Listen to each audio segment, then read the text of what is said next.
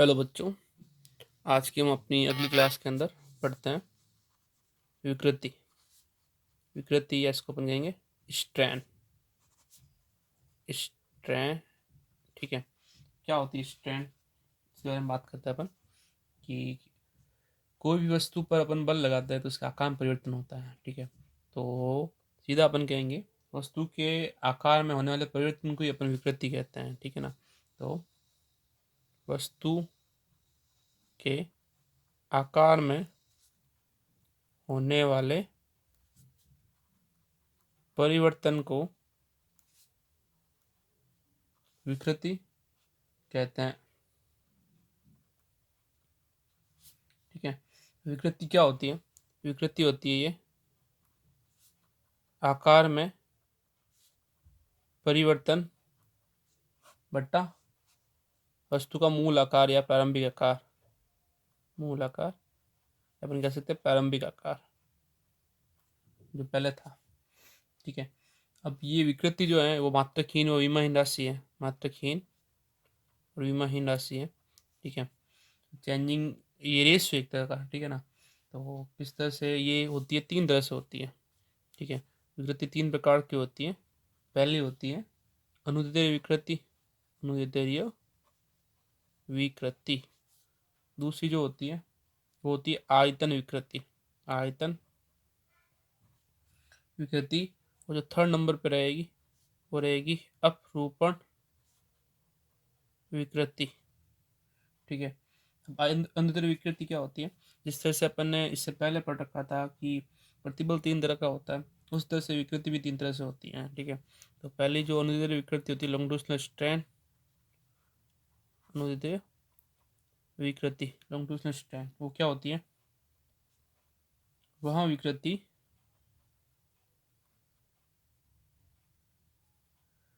जो इकाई लंबाई में जो वस्तु की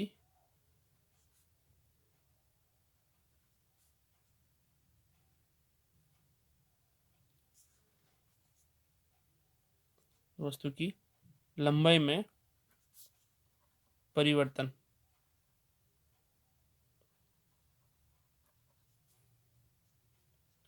वो विकृति जो वस्तु की इकाई लंबाई में परिवर्तन, इकाई लंबाई में परिवर्तन उत्पन्न करे, उसे क्या आएंगे अपन? उसे अनुदैर्ध्य विकृति कहते हैं। यहाँ क्या होता था? यह वस्तु की लंबाई में परिवर्तन या लंबाई में परिवर्तन व वास्तविक लंबाई का व वास्तविक लंबाई का अनुपात होती है। अनुपात होती है, ठीक है। तो अनुदैर्ध्य विकृति जो है लंबाई में परिवर्तन बटा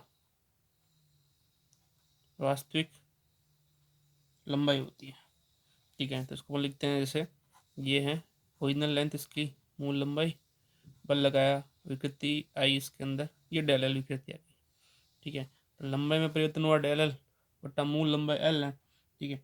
इसी अनुपात को अपन क्या कहेंगे? अंदर विकृति कहेंगे। नेक्स्ट आयतन विकृति क्या होती है?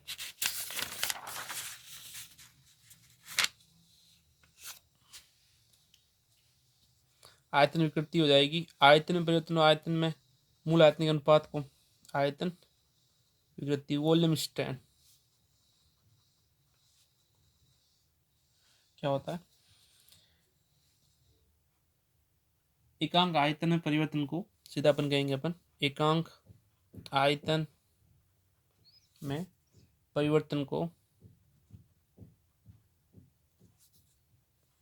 आयतन विकृति कहते हैं, ठीक है। ये क्या होती है? यहाँ आयतन में परिवर्तन, यहाँ आयतन में परिवर्तन व मूल आयतन के अनुपात के बराबर होती है। तो आयतन विकृति को लिखते हैं अपन आयतन में परिवर्तन डेल वी बटा वास्तविक आयतन, वास्तविक आयतन वी। ठीक है, ये भी इस तरह से होता है जैसे अपन कोई भी 3D ऑब्जेक्ट ले, जैसे कोई गुब्बारा ले रहे हैं, बलून ले रहे हैं। ठीक है, तो इसके अंदर उसको पानी में डुबाएंगे तो इसके अंदर आयतन विकृति उत्पन्न होती है। ठीक है, थर्ड थर्ड जो होती है अपरूपण विकृति, अपरूपण विकृति। अपरूपण विकृति क्या होती है? इसमें क्या होता है कि एक पृष्ठ इसका फिक्स रहता है। ठीक है, तो अपन कहेंगे यदि एक पृष्ठ को स्थिर रखकर, पृष्ठ को स्थिर रखकर इसके विपरीत, मतलब दूसरा उसके दूसरा मतलब वो उसके विपरीत पृष्ठ होना चाहिए, इसके विपरीत पृष्ठ पर, विपरीत पृष्ठ पर स्पर्शरेखीय, स्पर्शरेखीय विरूपक बल लगाया जाए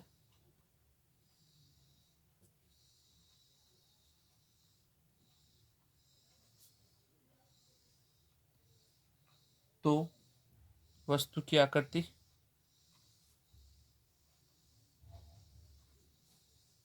बदल जाती है। ठीक है, तो वस्तु आकृति बदल जाती है परंतु इसका आयतन परिवर्तन नहीं होता है, परंतु इसके आयतन में परिवर्तन नहीं होता। देखो उसके अंदर आयतन परिवर्तन होता था, इसके अंदर आयतन परिवर्तन नहीं होता, वस्तु के आकार में परिवर्तन हो जाता है। ठीक है, परिवर्तन नहीं होता, उसे अपरूपण विकृति कहेंगे, अपरूपण विकृति कहते हैं। ठीक है, अपरूपण विकृति किस तरह से होती है? ये एक एंगल के अंदर होती है। ठीक है, जैसे ये पृष्ठ है अपना,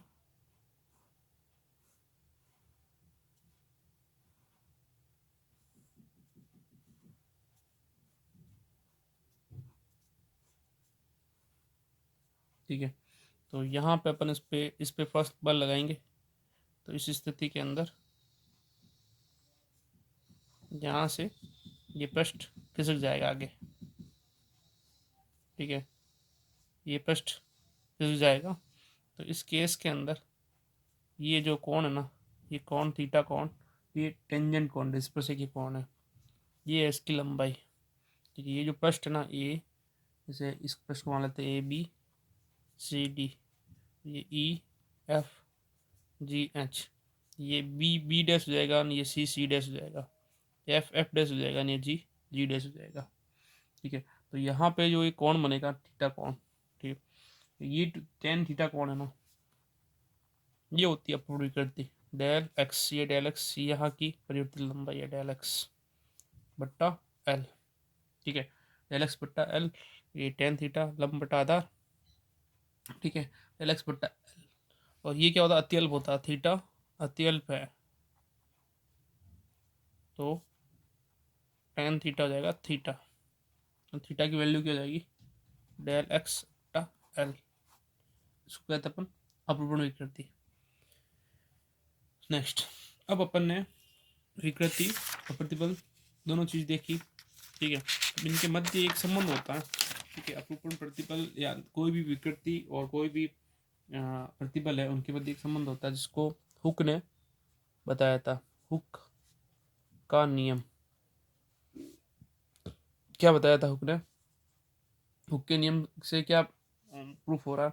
क्या था, क्या पहले अपन देखते हैं कि इस नियमानुसार,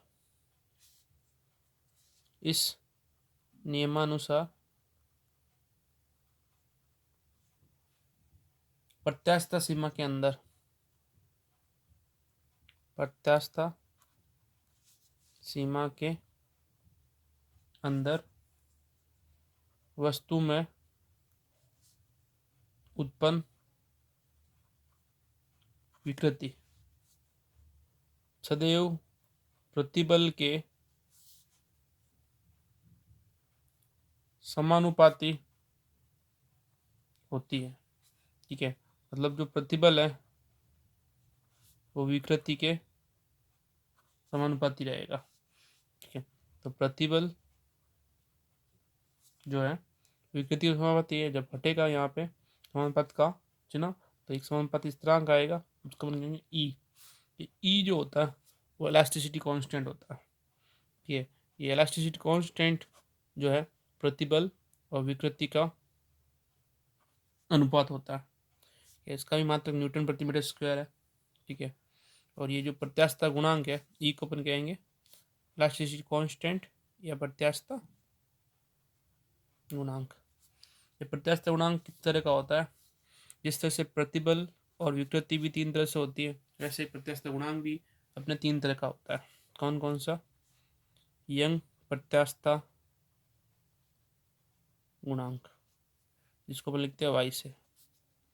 दूसरा जो होता है वो होता है आयतन प्रत्यास्थता गुणांक,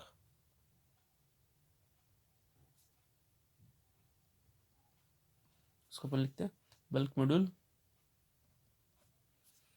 ठीक है, और जो थर्ड जो होता है वो होता है अपरूपण प्रत्यास्थता गुणांक। अपरूपण प्रत्यास्थता गुणांक रिज्ड मॉड्यूल लिखते हैं नीटा से। ठीक है, तो वाई अंक प्रत्यास्थता गुणांक, के आयतन प्रत्यास्थता गुणांक और नीटा अपरूपण प्रत्यास्थता गुणांक, इन तीनों प्रत्यास्थता गुणांक के बारे में हम पढ़ेंगे आगे।